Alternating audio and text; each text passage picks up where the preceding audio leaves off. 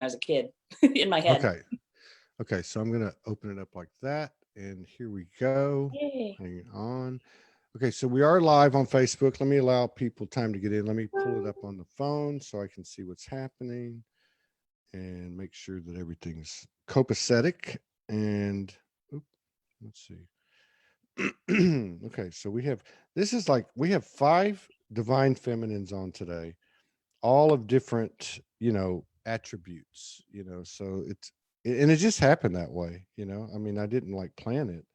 Morgan usually does the scheduling. She's the producer. I just show up. She kind of like has this knack for like continuity and cohesiveness of, it's weird, and it never happens with me.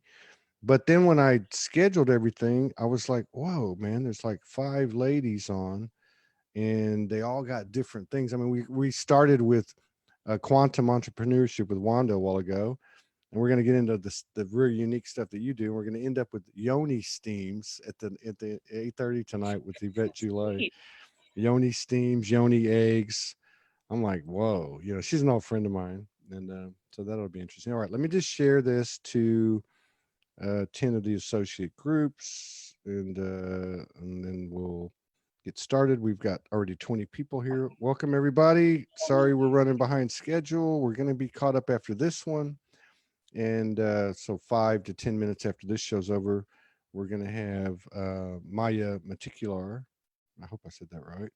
I'm so known for destroying names, but I can say Julie Dhara Roberts, who's a friend of mine who I met last year, and we have some mutual friends as well, including Hung Wen, the dragon lady. But Julie is one of those, and most of them, not taking anything away from the guys at all, but most of these folks that have been doing this work for so long, many of them in anonymity, without a lot of exposure, starting to come out. You went to school studying aerospace engineering. You were designing aircraft as a young, strange child. But you also have a whole bunch of other stuff you bring to the table, and we can cover whatever you want to. I know you want to open it up with something. I'm going to turn this over to you in just a second, but I just want to say that not only do you do some of the more typical, I don't say typical because that doesn't even sound right, typical in our community, grid work, energy transformation, working with sacred sites.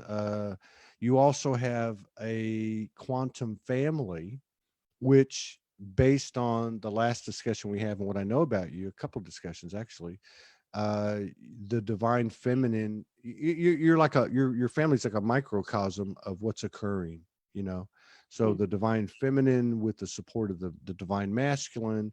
You've got these quantum children, who, like, are totally helping to evolve the landscape. So I just want to kind of give that intro, and I want to say thank you for coming and on such short notice, and honor us with your presence. But where did you want to start today?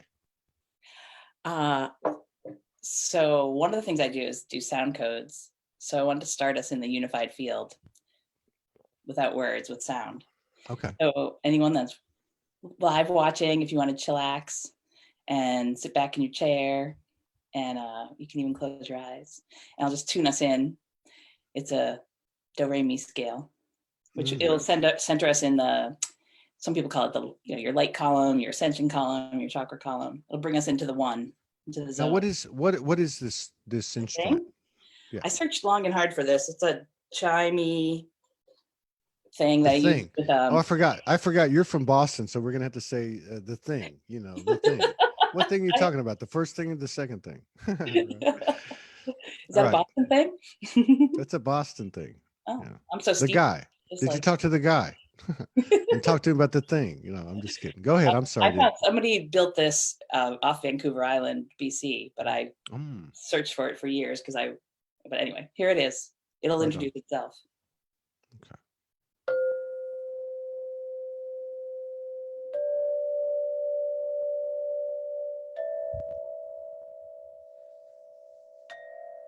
Mm.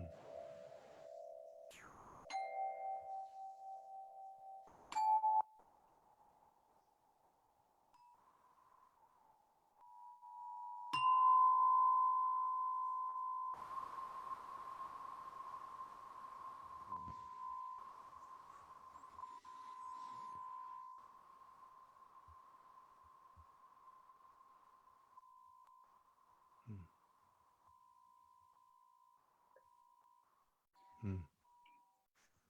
Well, that's a mic drop. There's a lot. There's a lot to be said for what you just did. Uh, Sound is so important. So I want to ask you something real. So after I did a bunch of engineering, yeah, go ahead. I was gonna say I'm a No. yoga teacher for 20 years too. So like Oh, you can't you. start an experience without like getting to, I you gotta, got you. I do group work, so you gotta set the field. Yeah. Go ahead. So, oh, oh, echo. So what is the do re mi fa sol la ti do, right? I mean, I don't I don't understand all the music and everything, but I know there's some kind of significance to that, isn't there? I mean, to that scale, is that like a like a copy? Everything's copied off of that basic scale, in the vibrational field, or do you know? Yeah, I mean, it's the code of life. It Mm, shows up in the musical scale. It shows up in the rainbow spectrum. It shows up mm. in our chakra field. It shows Okay. up lots of Do places. re mi fa sol la ti do. So So you could there's like, eight. in a simplistic way, you can say that Yeah. the root do is the root chakra, Mm. and then they go up from that. No wonder that one's still vibrating. I'm just kidding. I'm just kidding. I'm not going to be bad today. So yeah. So that the importance of sound. Now you say you do sound, you toning, sound healing, Yeah, um, yeah, sound alignment. I mean, I don't even know what this would be called, but what can you tell us about that? lots of things. Yeah. It's interesting when I tuned in to what we should talk about. What I like, there's so many things you and I could talk about for 40 hours, and we'd still be going, right? Hmm. So this is going to be a really long answer to that. But what came in when I was tuning in to what to share to the Soulogy community today was the Venus codes, like what my gate work that's happening right now.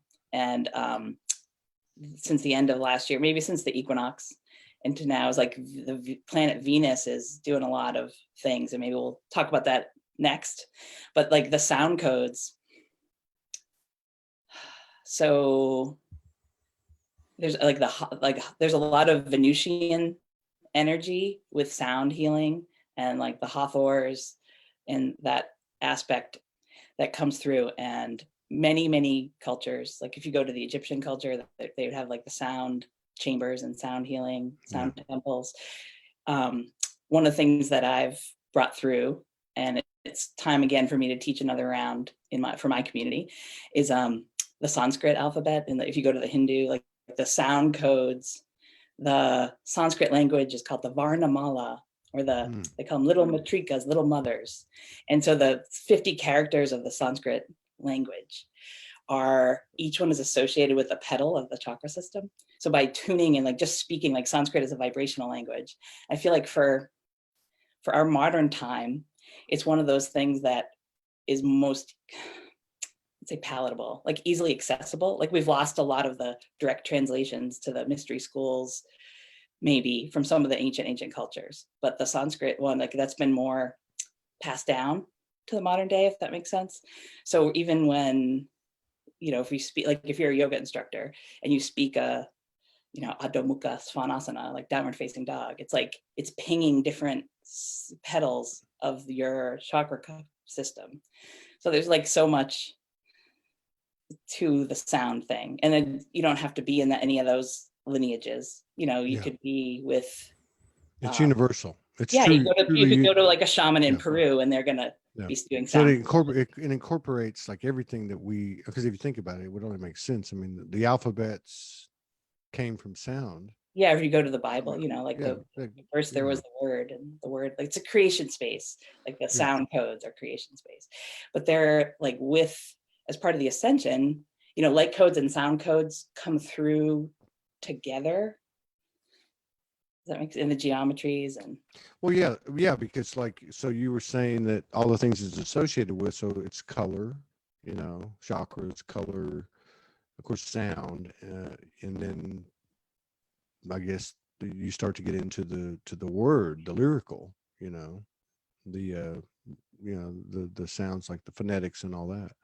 Now, I was going to ask you, so like how do you utilize sound in your own experience? I mean, before you get in front of groups, I mean, how do Yeah, you yeah. utilize that? Well, because we're all creator beings. Your words create every word you speak, every thought. It's like a constant moment by moment, staying in the flow of life. That's why I said at first, the code of life. It's like you're creating your reality with each and every word and each and every thought. Hmm. So Yeah. And then the thoughts, I guess when you get down to it, at some, whatever, etheric, quasi etheric, literal, physical, the thoughts must carry tones as well. Really, you would yeah, think. they're in the vibratory field. Yeah.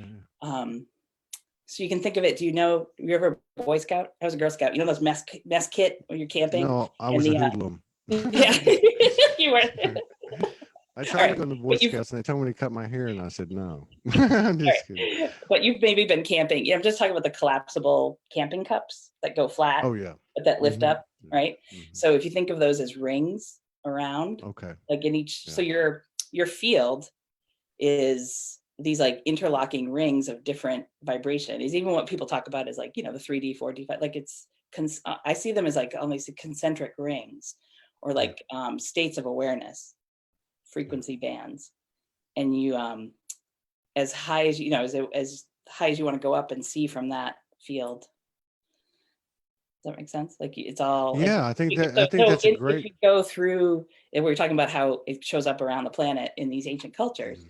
like the code of life is also the 5 elements, right? Yeah. Whether you're in the shaman, so it's the earth, water, Yeah. fire, air, ether. Yeah. If you're in the Ayurvedic system, which I've studied pretty extensively, or you could go to like the shaman, the Mayan And you shaman, studied the you studied Peruvian. a lot of stuff, man, from designing airplanes, and I know you have you're really connected to because your post. I mean, I don't read a lot of posts, but I like reading your posts because they're educational to me. They like explain the relationship between the cosmos and in a way that I don't see a lot of. It's almost like a scientific thing. I But I feel wanted to like ask you about the tones.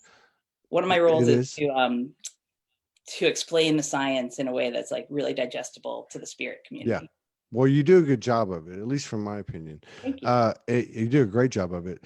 Now, I want to ask you, and I don't know if you know the answer, but um, these tones that we receive, I started receiving tones around the time Morgan came into my life, and I don't really understand. I don't. They don't come with words. Yeah. They come at synchronistic times, like when truth is being spoken to me, or maybe from me, or something's coming. But I do have and I'm sure I'm just saying this just as an example, just so we can have a little backdrop. But I can understand. I do see the different types of tones or combination of tones, and I know they're carrying different messages or whatever you call it. Do you know anything about the relationship of the tones that so many people receive? Yeah, for sure. So I think we're all becoming more and more clairaudient. Like we can like, people have they call them the clairs of like your extrasensory perceptions, all of us, they're turning on more and more.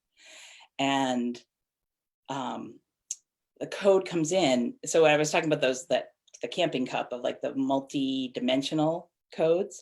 So on that Mm-hmm. earth plane, maybe they're going to come in as like you might see a truck with like a sign on it, like, oh, like quantum leap or something, it's like, okay, that. Mm-hmm. And then the water like element, they come in a different way. Um, when you go up to the, like the ears are very closely associated with the pineal gland and that Okay. whole, well, no, sorry. The pineal gland's the light codes, sorry. The ears are very associated with the throat chakra and the sound The, code. So it's okay. like when you're receiving information, like you can think of your chakras as like, if you're going into a skyscraper building and you take the elevator to these different floors, right? You get off on the floor and like the throat chakra is like a portal or like a certain frequency, certain codes come in to that bandwidth. So it's like when I was speaking and then you're hearing, like that's all through the sound codes and through the ether element.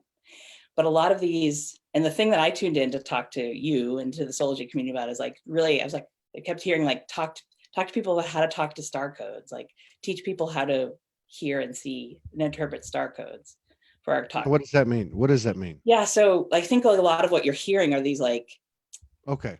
gamma frequencies, or there's Okay. like certain different spectrum of I this know. energy that's pouring in. So some Yeah. people can feel it in their bodies. Some Yeah. people will hear, like see things and like lights and Yeah. codes. Like the sounds are like one They're aspect. one way for you to Yeah. receive it. Is what And you're then saying. some Okay. people So. have like, everyone has their own decoding language. Mhm. I've heard like, way showers like Lisa Brown will talk about like, oh, I can hear the gamma waves, I can hear the plasma. Like she has her ears tuned to like hear the different frequencies. But I Mhm. think, that's a lot of more of us are turning on to that, because we get those Yeah. like, there's almost, it's not tinnitus, right? And everyone No. go get your ears checked if you want to. But like we're, Todd and I are talking about is like oh, I've got that code. So like, then how do you interpret it? Like it's coming into your light body, like your soul, it's going like right, it can bypass the human understanding and the mental, Exactly. and That's it what. just goes right That's. into your Yeah. DNA. Like sound That's what codes I'm and light getting. codes Yeah. they're like layered on top of each other. Almost like, if you send electricity through a wire, that's going to be the Yeah. electricity, but then there's a magnetic field around that. Yeah. Like the Yeah. torus is that magnetic field. So the sound codes go more in that, they're like kind of layered on top of the torus, if that makes sense. And then Yeah. the next is like the light geometries. Okay. Did that answer your So. question? Anyway? Yeah. Well, no. I mean, this is a very. This is actually something that we need to expand on, Yeah. so we can collaborate again. I mean, there's like you said, we could talk for a long, long time, because I have that kind of curious mind, and you've got so much, like the Cosmo thing to me is, but right now the sound thing, and we can move on. But okay, so like the other night, I was coming back from this gathering we had, and Eddie Hensley came down. Um, he came down, and he was here, and so he came over to where I had the RV park, because someone's going to pick him up, and he was going to leave, whatever. But anyway, so we hung out. But on the way over, now Eddie I'd known for a while, and I don't really know why I'm saying that. I don't know, that there's got to be some relevance to it. Well, But did you say been watching a lot of your shows? Is he the one that came to DJ? Or yes, he said yeah. he's a So DJ? I've known Eddie. Yeah. I mean, we've done a couple of I mean, I've known Eddie for like 3 years. Well, you're talking about him because Um, he brought the sound codes to your gathering because he was the DJ. okay. Yeah. Oh, that makes sense, right? Yeah. So okay, And if so you're there but to what? code exchange at your gathering and you go home, Yes. you've held the Yeah. space for all those people to come. And then you like, that's in the ether field. Like Yeah. when you're space holding, ether is the element that holds space for everything else. And then Okay. so that's you as Soulogy and you as the poster of this event. And then you go home and Mhm. hear things like, it makes perfect sense to me. Because like Well, you're code exchanging with the yeah, group, the right? thing was in that I remembered, when it's happened many, many times, but so we were driving back, and I love that explanation you gave me. That might be the totality of it, but what had happened was, because I'd never met Eddie, and we have a lot of mutual friends, and we're all going through a transition, and things have been said and all this, some of the mutual friends we have, like maybe unfriended me and whatever, but none of that was brought up. That's not my point. My point is that we came together, and there was an immediate kind of integration, balance, equality. I mean, it was really cool. It was unspoken, and we just hung out, and we did the show and everything. Now we were coming back to where I had the RV park, and we were talking, and I don't even know what we were talking about, but it was pure truth. It was just, two guys just hanging out. And all of a sudden this tone came in that was very distinctive, compared to all the ones I've heard. It was very thick, and it was almost like a drone. And I was like, God, I wish I knew what it was saying, but I knew what it was saying was, almost like seeing 1111 or 5555. It was like you're in the right place, right time. You're getting a bunch of information, and like you said, it bypasses the brain and goes straight to the soul, right? Mhm. But like, so I wonder, is there some relationship between when they come in? I guess there is. I guess there would be then, right? Sure. Some people are like eye on the Schumann resonance to like see what's going on there. And some people are Mm. like how it comes in, some people are like watching earthquakes and volcano, we all have our roles to play, and like how the light, a super, super simplistic view of what ascension is like where our galaxy is, like the section of the universe, of the galaxy that our solar system is in, is very, some people call it the photon belt. Like it's a cosmic stream, and there's just like a lot of light codes. So if you go back to the Hindu, the yugas, that like idea of like we're in the golden age, or we're in this like dark section, you can see it really, I don't say simply, but like from just a pure like astronomical view, is like there's a section of the pathway that our solar system takes through the galaxy. There's sections of it that are more light encoded. And when we're ascension, planetary ascension is like we've been moving steadily into this like photon belt or light cosmic stream, and you can hear it. Some people can see it. Some people can sense it. Some people can, like, it's happening for all of humanity. It's happening for the planet. It's happening for all of humanity. Like the codes are showing up more and more. Yeah. So that, so when you say like, what do you hear? Like the thicker ones, like everything's going to come through in like some, it's like through dream state, through some people through visualization, some people through channeling, some people through, giving birth to beings, some people through all these different ways. And so my answer to you is like, when you're hearing things, like, it's like, you can tune in, you are receiving it, but if you want to do more work to like consciously receive it, like give yourself a little bit of space, just sort of relax into it and enjoy it. And pull it up and talk to it. I've done that before, and sometimes I get information, sometimes I don't. So now, do you think that do you think that these different forms of communication, let's just call it that way, geometry, the light, the tones, do you think they're all going to integrate and kind of become like a collectively understood language, like, or like move away from talking? And I mean, what do you think is going to happen with that? I'm just curious. I think it's already, it's Yeah. here, it's happening. Like so when I gave that, if you, on the base level, like the human communication and speech is happening, say that's, I don't know, more earth plane or so. But then like we get up to like the telepathic, you get into like, you just get the waves come through, like the codes are, it's like light, sound, energy is all the same. And so it's just like depends on which bandwidth you're going to listen to it or experience it. Does that make sense? Like a human speech has that all encoded in it. Music has it all. But I feel like it's not like a future thing. Yeah, It's a now it's thing. here. Yeah. Yeah, you're right. Like everything else. Now, I want to. You want to get into the cosmos a little bit? Yeah. Okay. I wanted to ask you. I know this is going to be a selfish question. Maybe it's not. Okay. I'm not. I probably learn half of what I know, and I can only retain like maybe 10% of it by what I read that you do, and maybe a couple other people. I like the way you present everything. One of the things I've noticed is over the last at least 2 years, for sure, um, in my travels, Orion, Aldebaran, Pleiades seem to be like in my face all the, like, it, especially at certain points, like coming here and having the opportunity and the blessing to be able to broadcast for 50 days and plug in the RV. But it's beautiful, beloved sister that I had just met,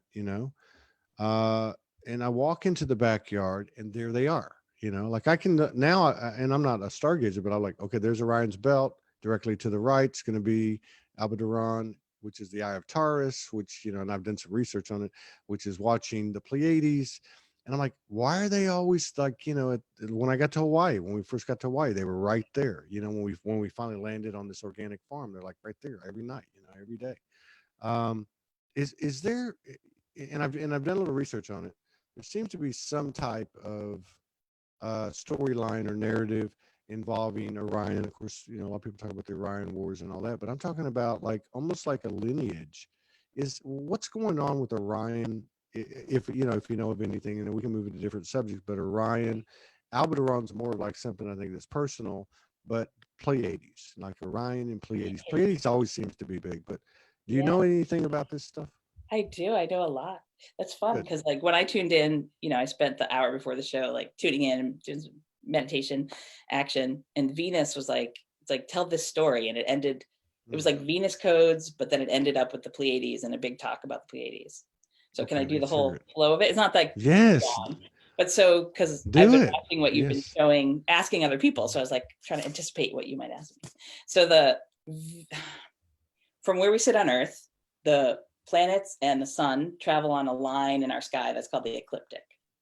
So Okay. just a line in the sky, the path The of the sun. planets and the sun, they travel on a ecliptic. Yeah, Okay. it's, that word I always got you. trips people up. A line, a pathway. And so they move in relation to each other, and depending on the season. So the signs of the zodiac are the constellations that are along that line. So the sun travels through that each, at a 360-degree flow. So if it's winter, we're in one section of the zodiac. If it's spring, we're in another. When the planets conjunct each other, it's like they sort of, some of the ones that are closer to the sun and to us move faster than the ones that are far away, like Pluto, Saturn, Jupiter. Those are really slow moving planets. Mercury, Venus, Mars, closer to us, move faster around the sun and move faster in the sky in relation to each other. So a planetary conjunction is when like one of the planets like catches up to the other one, and then they're next to each other as we see them. So imagine you're in a planetarium and the sky is just a dome, black dome, and everything's moving in relation to you, right? All right. So these conjunctions, so why, like right now, Orion in our northern hemisphere, Orion is a winter constellation. I'm not sure when you got to Hawaii.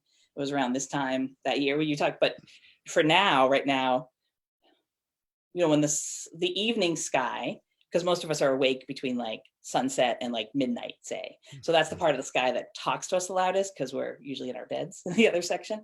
But for sure, Orion's been like, it seems like extra like bright and talkative. It seems like it's like shining codes at us all the time, right? So Venus, I'll just say that Venus is doing a thing right now that I've been shown to pay attention to.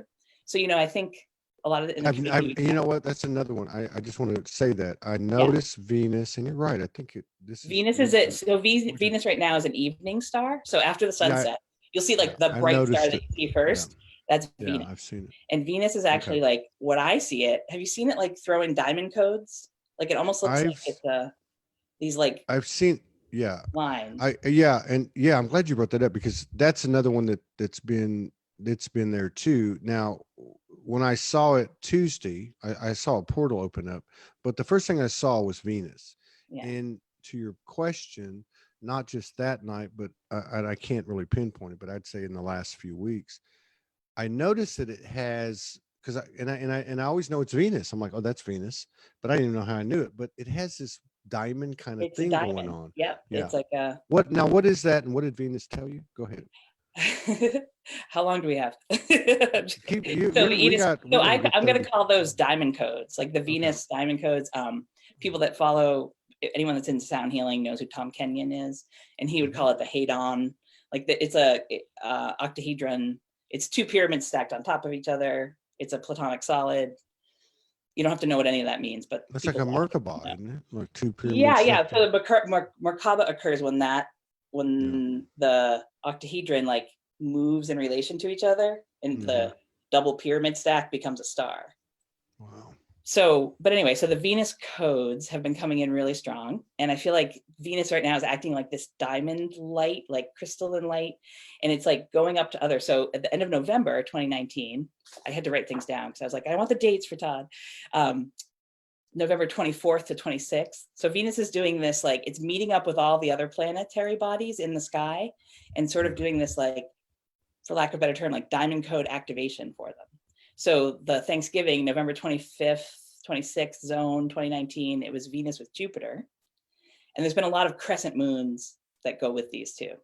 And then December, I'm just going to list them all out and then we'll talk about the important ones. So people like the Venus hit or met up with Saturn in the sky around December 10th. I remember that. And then the Venus moon, the crescent moon conjunction, December 28th. A lot of people felt that one and talked about like, that was like there's something about the way Venus sat and the crescent moon that like opened up this complete diamond code portal. Yeah, that was And that's that was what a started for me. yeah. The Venus was like, Yeah. knock, knock, knock, Julie, pay attention. So Yeah, a lot of people you know, I'm just thinking back, but I want to say Rick Jewers, Franco, you know, Jason Estes. I mean, a lot of people that, you know, I think Rick Jewers actually specifically either the 26th or the 28th. But anyway, yeah, that was a very powerful, that was like almost like a threshold was crossed, it seems for like. sure. And it kind of changed, you know, and then we had just had the eclipse, which is a whole nother top. That's a whole nother show, the eclipse show, but that had happened on the 26th. Okay. So there's like a lot of solar eclipse that you could see in Asia to Australia. And we could talk about that and like all the fires that have happened in Australia. Like solar eclipses are a huge. So what is Venus is knocking on your door? What Yeah. is Venus up now? It's what, 6 weeks later or Yeah. whatever, but what's going on? Well, so I think, so one thing to know about Venus is, so most of the planets spin clockwise. Venus Mhm. is the one planet that spins counterclockwise.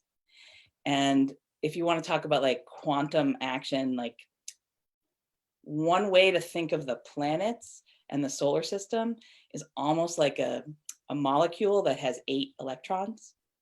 And Okay. like, it's interesting, like the code of life, you talk about like, we all breathe oxygen. Oxygen is the 8 electron. Like it's the, like, so there's something about that putting into human terms, putting into human words, like Venus is going to the different planets as I see it. And like, Mm. she's spinning like opposite of, like, it's a quantum spin rate thing, recalibration, the best thing I have for it. But that, so it's like, she'll like, it's going to each planet and like making this opening of the codes from the planets to like Wow. stream down. So part of what like gatekeeping is a lot of things. We hear that term a lot, right? It's like even just bringing your awareness to like what the stars or what the planets, like the light codes that are coming to the earth and to humanity and to all our creatures here, like into your DNA, into your field. Mm. But that's a whole, again, another whole nother show. So I'm gonna There's a talk about lot of there's a so lot of other Venus shows and in this conversation. Neptune. So Venus is Yeah. doing like this thing with each planet, and I'm noticing as I was writing it down for you, it's like at the end of each month. So at the end of November, she did a thing with, I was to call her she. She's a hermaphrodite, really. He, she. Venus sat with Jupiter in our sky and the crescent moon, and then Venus sat with Saturn mid-December, and then the Venus and Moon thing, and now Venus and Neptune at the end of January. That was a really big one.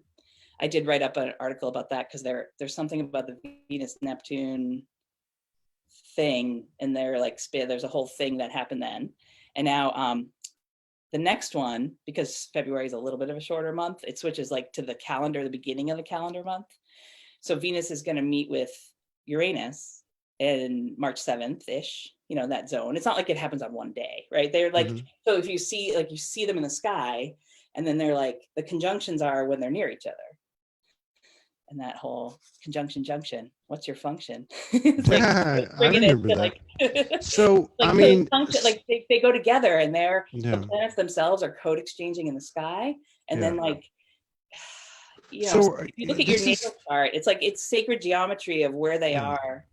yeah. I didn't even get to this is a Pleiades Huh? question though. Let me do Oh one yeah, more. yeah, I'll take yeah. it. Go ahead, go ahead. So then, so Venus, then what I saw, like when I tuned in at the beginning of the year to like, what am I supposed to be paying, you know, what is my highest service? What am I supposed to be paying attention to for planetary ascension this year, right?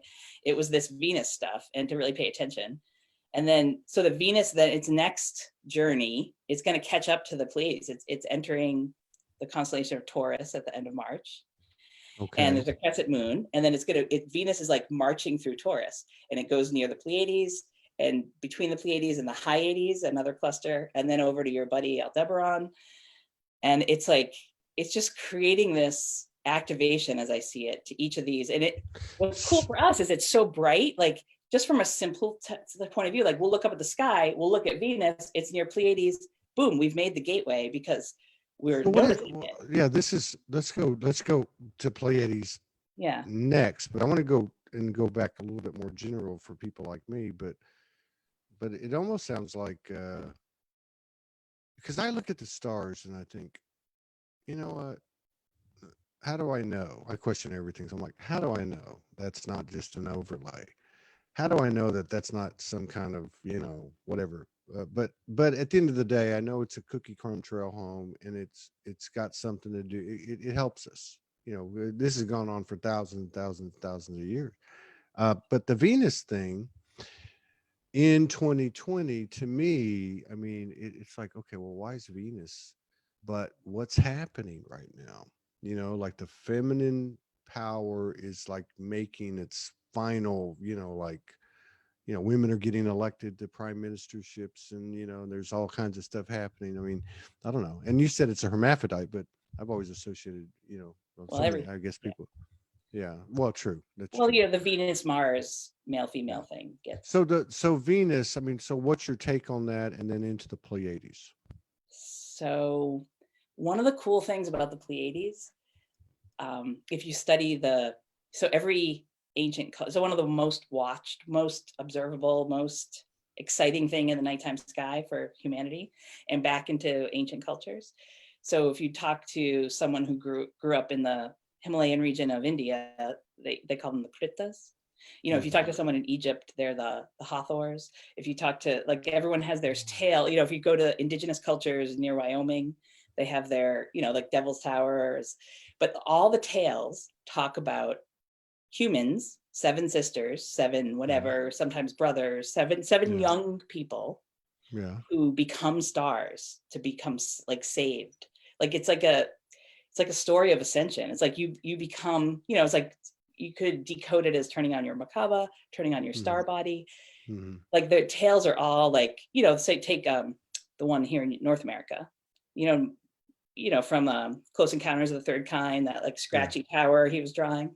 Yeah. Devil Tower. It's like the tales are that these 7 sisters were being chased by a bear, and the claw marks on the side of the tower of the bear like coming after them, but instead of letting the bear kill them, they became stars. And that same tale is told through lots of indigenous cultures throughout the Yeah, globe. and they also, and if I'm not mistaken, the Maori, we've had Hone Edmonds on here, and I believe Huna talked about it, Huna Flash. There's another tribe, I can't remember if it's in South America or Africa, but they talk about Pleiades. In other words, like Pleiades had a really huge hand in the origination of the species here, or, something like that. That they came, that the Pleiadians came and lived with the early civilizations and stuff like that. So there's some type of, I Yeah, don't there's know. a To me, bunch. Pleiades Yeah. seems like if we turn around and look back, so to speak, like Pleiades would be the closest thing to us. I mean, that's kind of how Well, I that's, feel. that's true. See, you're like just a natural astrophysicist without training. Because if we're so our where you live in I a thought I barred was spire, Grandmaster Funk. I did tell you that as an intro. You're all things. So we live in a barred spiral galaxy, which means we have like a central bar and then all these like spirals that come off of it. We're in the Orion spiral arm. And so the things you talk about, the Pleiades are like, so if the code of life is coming from the center of the galaxy and it's dispersed, and our sun is like a projector that's it's like a Projecting, station yeah, along the way, it's like yeah, rebroadcasting the code of life so we can be yeah. alive here. So it's like the So central, it's like yeah, the next thing yeah. up our Orion arm, or the Pleiades are really close to us, like geographically in galactic terms. And the Orion, so one of the reasons you asked about Orion, we haven't even talked about that. So the Orion arm, like we're in the Orion spur or the Orion arm of the galaxy. So the things that I hear from in the night sky, when I had this realization, I was like, oh, like I looked at like the Pleiades, the Hyades, the Orion constellation itself are like, they're our galactic neighbors. They're like closer to us. So maybe we can hear them better because they can talk louder because Yeah, it's just they're in our neighborhood. yeah, it's really But they're weird, also man. I mean, portals, like when people like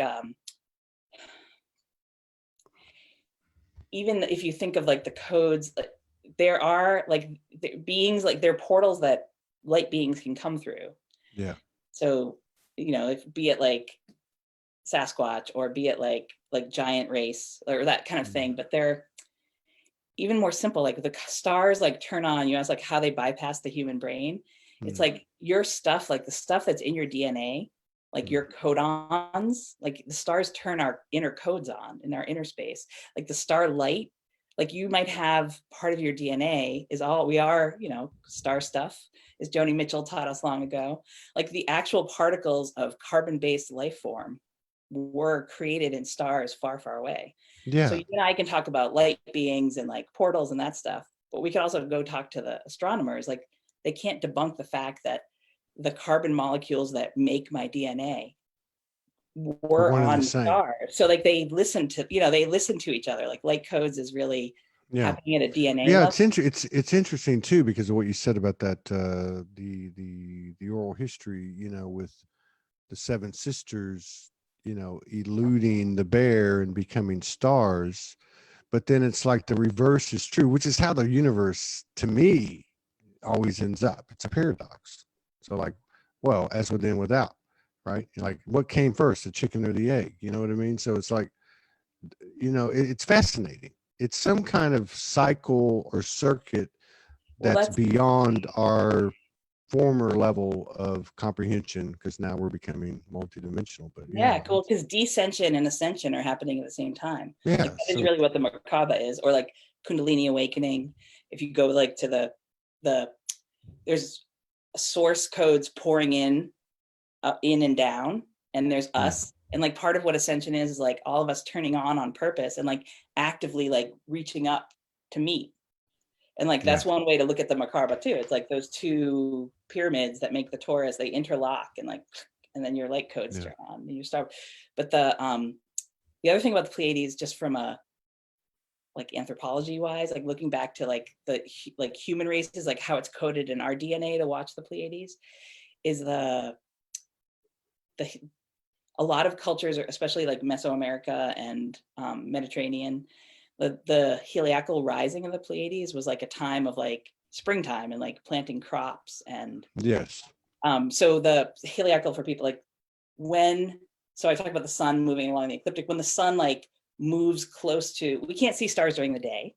So when a sun is like gobbled up by a star is gobbled up by sunlight, it's like they're together, we can't see them. So the times where the last time we can see the star set before it moves into the helios space of the sun, just that was like, oh, okay, that used to be because of the precession of the equinoxes, a whole nother show. That used to be more around spring equinox, where the Pleiades would like rise. So it was time like, so seafaring Mediterranean cultures, like, you know, the Crete Islands or whatnot, they would decide like, oh, it's safe to go out to the Atlantic now because Yeah. you can see the Pleiades Well, again. A that lot of was these stone their chambers yeah, are like designed as like these ancient telescopes. Like yeah. a lot of what I was taught a lot of this by is I have a beehive stone chamber a couple miles from my house. That's like an archaeoastronomy. They don't quite know who built it. You know, we can have a lot of talk Paleontology. about that. But I like, mean, it's maybe that like their one theory is that you would sit in the middle of this chamber and the tunnel, it would make your eyes be able to see things like darker. You know, it make the sky darker so you could see these settings, and like it's set to like, oh, inside the structure. yeah. So, wow, you have done like massive amounts of multiple field, multiple, you know, categories research and stuff. So, okay, let's go back now. So, in general, okay, a lot of times we don't get into the subjects that you might find in some of the alt news, you know, programs that are out there that people know about. But I'm just kind of just to get an overview for one, at least one time. People talk about this 26,000 year cycle, Mm-hmm. you know, and I often wonder, you know, because it gets thrown around so much by some prominent people. I'm not taking shots at anybody, but you know, you can read about it in sacred texts. You can read about a lot of stuff. All right. I guess what I'm saying is I'm not really convinced anybody's ever downloaded it, you know, Nibiru and, you know, and whatever, you know, whatever. Is there, what is the age of Aquarius? What is going on? You know, you talked about the precession of the equinoxes. I mean, that's part of it. I understand that part of it, even as a beginner. But in general, it, yeah, I guess what I'm saying is the planetary movements and alignment, the precession of the equinoxes, where we're at, moving in the age of Aquarius. This stuff is just happening. Period. Maybe we need, and this is kind of a weird question, but maybe we need to chill out a little bit. Not that we don't need to do inner work and shadow work and this and that, but like the ascension's happening. Yeah, And yeah, this is a cycle. yeah, And for my own curiosity, is there validity? It doesn't really matter one way or the other, but is there validity to this 26,000 years thing? I yeah. mean, do you So feel that's that's for credible? sure. Um, that cycle I was talking about, and moving into different bands of, so the solar system in the galaxy, I was talking about that we're in the spiral galaxy, Mhm. 20, that it's between 24,000 and 26,000. It varies, it fluctuates. That's Mhm. how long it takes our solar system to orbit around. It takes our Earth 365-ish days to orbit around the sun. It Okay. takes our solar system 25,000-ish years to orbit around the center of the galaxy. Okay. And that's what that So is. yeah, here we go So with the the age, the epics, or the age, like there's an age of Taurus, there's an age of Pisces, there's an age of Aquarius, that is set by where the sun rises on that ecliptic at spring okay. equinox. So in the age of Sagittarius, that's when we were all heathens, and that's when Sodom and Gomorrah happened. I'm a Sagittarius. I just wanted to make that joke. Yeah, sure. I have a Uh, Sagittarius daughter. yeah, God help you. So Jake Borchert, he asked this question, and I just happened to see this the other day because we went through that.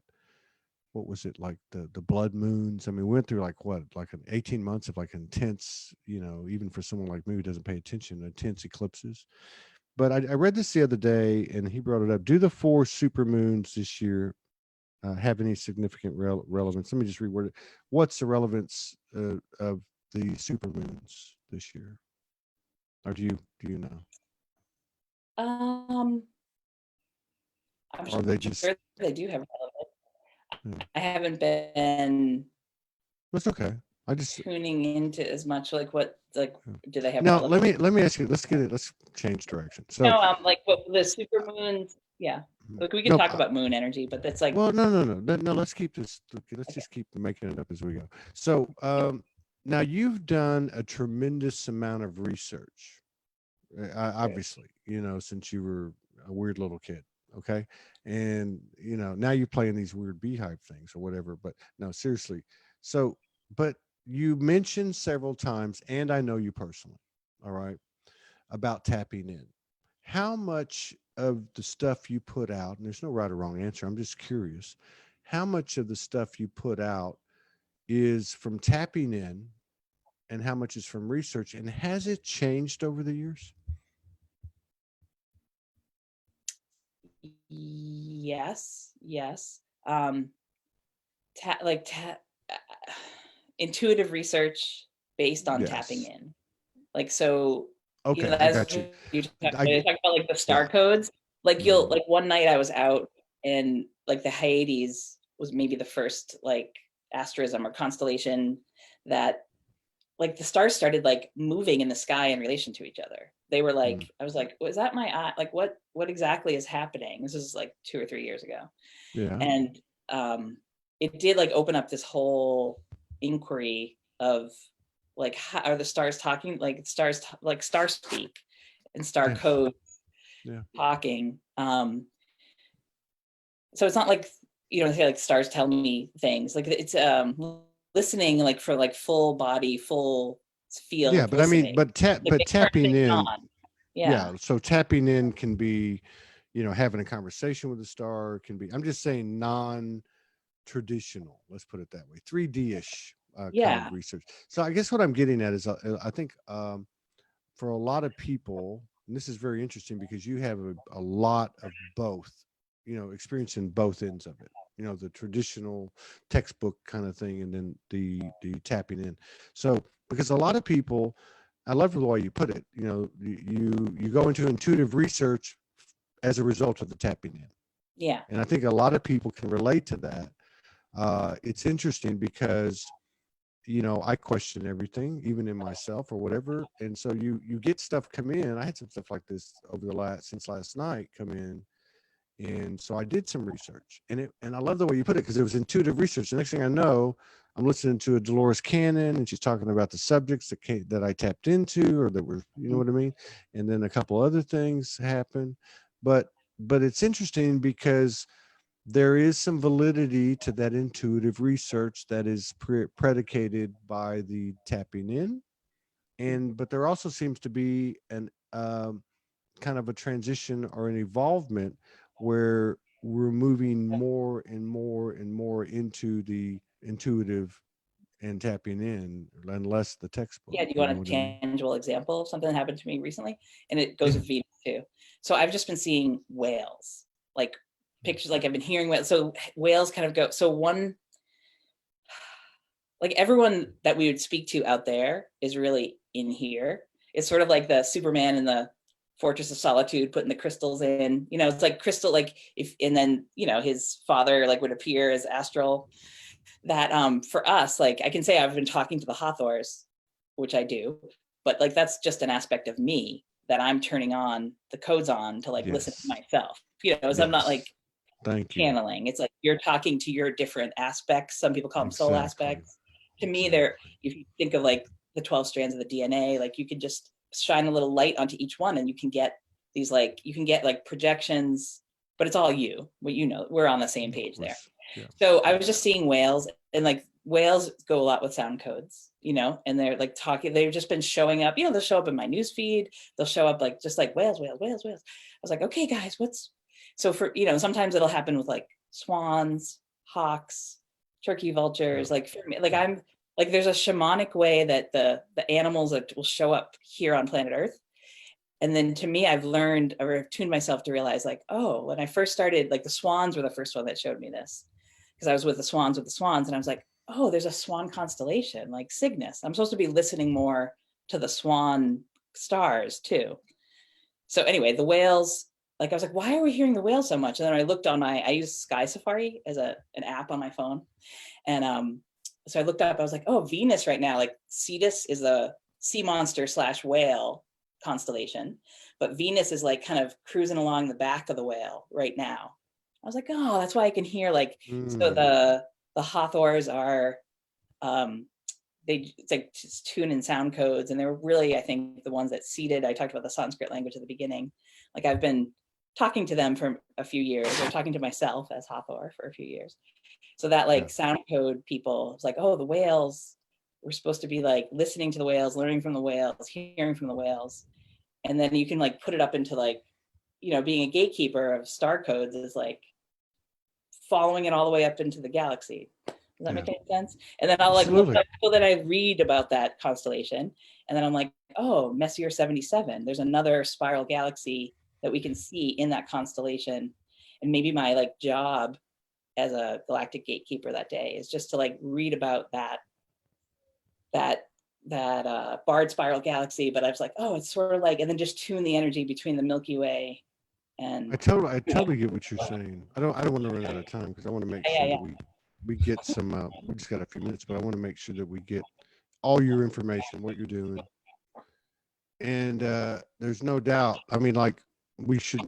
Well, you know, I'm going to talk to Morgan. We should get together if you're open to it. You know, every few weeks, and really go deep into some of this stuff, because it's fascinating. Number one, and it brings up a lot of other things to me. Like what you're talking about, everything that is presented in front of you, that comes to you through intuitive research, through tapping in, and all other methods, is you. I love that you said that. I mean, these experiences is, you know, I get a little bit, and I've been there. We've all been there. When we first wake up and something comes to you, you're like, oh, well, you know, that's separate from me, but it's really not, right? It's me. But anyway, what I was getting at is that, that's an important point to make, that, there's just so much involved in that statement, and understanding humility, gratitude, reverence, honor, further awareness of your own field and power and capabilities. But I mean, for all intents and purposes, you're a scientist. So you are a scientist that says everything I'm working with is me, and I can communicate with anything and everything because it is me. I just got to find the way, so to speak, or follow the yellow brick road or the cookie crumb trails or whatever. Would you? Does that resonate with you? And do you have anything to add to that? Yeah, that's like some of us are code readers, or code writers, code speakers. It's like the Hmm. codes.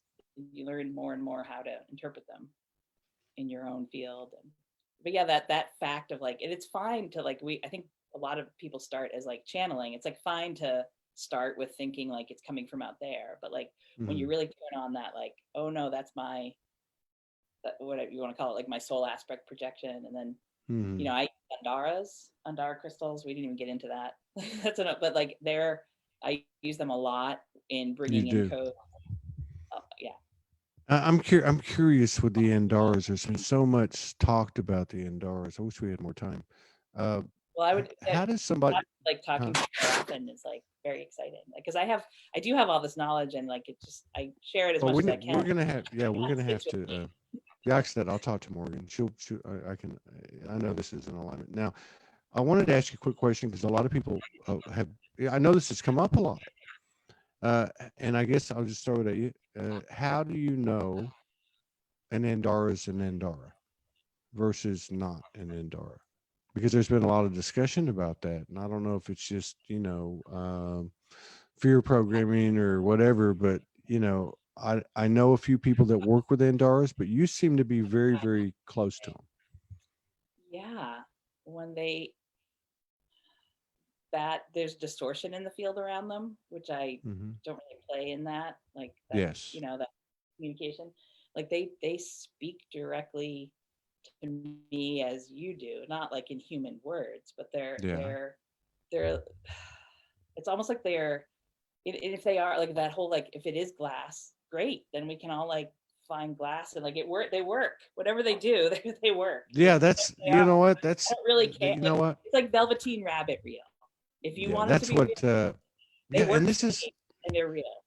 yeah, Yep. and this is what intrigues me because I was kind of talking on the subject in the previous show, but like, in a different using a different example. But so like that's what Morgan says, right?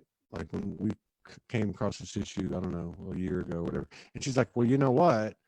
The point is, it's all the same substance at the end of the day, right? Like everything that you work with is the same substance, but it is interesting how whether it be past life memories, future life memory progression, whatever, a certain connection we have to a star family or divine essence, how these things are kind of like taking on a different light now because they all are us. It's kind of weird. I feel it's weird at night because I'm wondering, okay, who am I talking to? Me? Glass is gonna help me bring if this hunk of glass is gonna help me bring codes in, then who is it Right. to someone else to say, like That's right.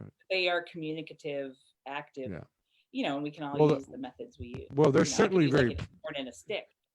Yeah. But they're like star codes, There's that's a yeah. whole topic. Like I've had light beings, like Mm, they're like come through, they walk through them, yeah. Andaras. Like they're Well, sentient they're beings. certainly very prominent in their in at least from my beginner standpoint, they seem to be very unique, almost like in a separate class in all the other crystals. So, there's certainly something behind it. Where there's smoke, there's fire. So, yeah, they got to have, there's a reason for that consciousness to be at the level it's at, I guess is what I'm saying. Now, we have a show in 7 minutes, and I've got to take a potty break. So, but I want to know, and I definitely want, if you're open to it, I definitely want to, plan some future collaborations every few weeks and do some specific stuff like this. I mean, this was kind of general, but we could get into some specific stuff because I think people would be very interested in it. I think it's important. Plus, you have a nice blend of science and spirituality. You know what I mean? So I love that, and you're down to earth and all that. But how do people find you, and do you have anything going on that you want to tell people about and invite people to, and that type of thing? Yeah. So I'm on Facebook, Julie Dara Roberts. I have Inner Space, a page. It's called Inner Space. I'm in Massachusetts, like Todd said, near Boston, and but Central Mass. So I have a center here. I work with people. I do one-on-one, like both in person and Zoom. Um, energy aligning, sound code. We're all moving away from the term healing. Like I'll hold space for Yeah. people to space. I have a whole. It's time. It's that time of year again to turn it on. Like I have a whole team of a Pleiadian team of Andaras. So last spring I was doing like Pleiadian, like connecting people with Pleiadian star family using my Andara team. I have a lot of stuff on my website. So my website is innerspacehealing.org. And then I have another website because have so much stuff on each. I have soulplanet.org, which is a lot of my like kind of my tales of grid working and grid keeping and gatekeeping. And I am going to be running another one of the Sanskrit, like turn yourself on to be your own sound healer, code master, like working with the Sanskrit alphabet and the sacred geometries of each chakra. But yeah, Well, sharing. based on a couple of these comments, some people hadn't seen you before. I think it'd be a good idea if you put your links in the comments. And you know, I really enjoyed it. I feel, well, you know, we can't look back, but I wish we would have done some stuff, you know, since the last time. But I can see, you know what, it's divine timing. So, but I really appreciate what you do and what you're doing, what you've been doing, and I really would like to collaborate. We'd like to collaborate with you in the future, you know, every now and then, and bring some of these subjects to the surface and have it specific to the show, you know, instead of bouncing all over the place. Yeah, that'd be great. So Let's be in touch. all Thanks right. everybody for live Yeah, time you take care. tuning in. Love you, Todd. Thanks. Right on. Best to you and your family.